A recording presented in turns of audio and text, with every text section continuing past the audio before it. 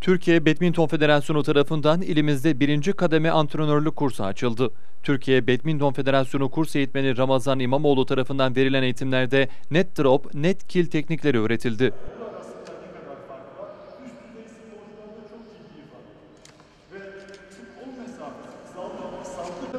Çabuk olmaz ama vurduğu zaman çok güçlü.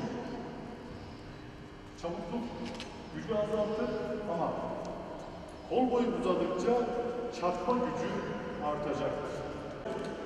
Kalem kalınlığında şu uzunluğunda bir çubuk olduğunu düşünün. Ve bunu elinize vurursanız canınız gerçekten çok iyi. Bunu hem görebilirsiniz.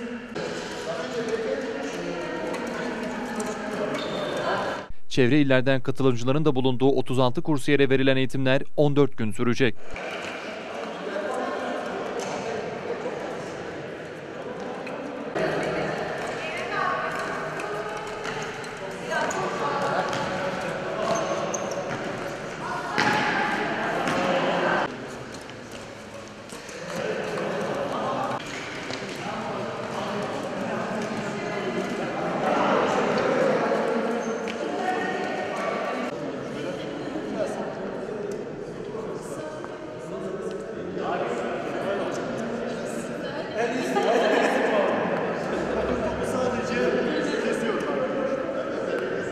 Kolumu gönderdim, bu tarafa geldim ve topu bekledim. Top geldiğinde aynı şekilde topu keserek file diline bırakıyorum. İsmim Ramazan İmamoğlu. Türkiye Badminton Federasyonu Eğitim Kurulu Başkanıyım. Aynı zamanda Dünya Okul Sporları Federasyonu Teknik Kurulu As Başkanıyım. 1991 yılından beri bu işle uğraşıyorum. Yani Türkiye'ye ilk geldiğinden beri bu işle uğraşıyorum. Türkiye şampiyonu oldum. Şu an veteranlar 45 yaş artı üstünde oynuyorum halen. Orada da milli sporcuyum. 1996 yılından beri bu işin antrenör hocalığını yapıyorum. Buraya da bu kursu vermeye geldik. Çok da güzel bir grup yakaladık.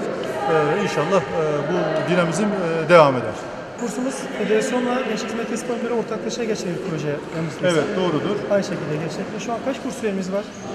Şu an itibariyle 36 kursiyerimiz var. Bunların çeşitli akademisyen olan arkadaşlarımız var. Sınıf öğretmeni olan arkadaşlarımız var. BESYO öğrencileri var. Beden Eğitimi Spor Yüksekokulu mezunu öğretmen arkadaşlarımız var.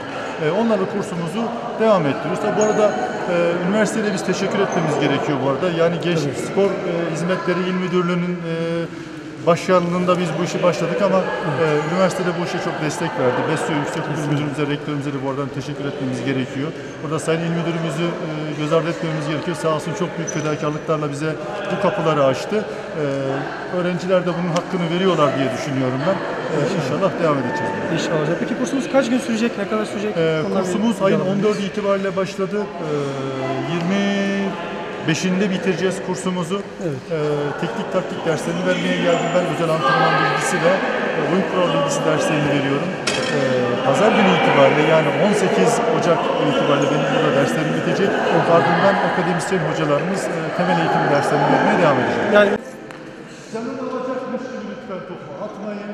Hani bir de şöyle atmayın. Sadece kolunuzun normal salınımı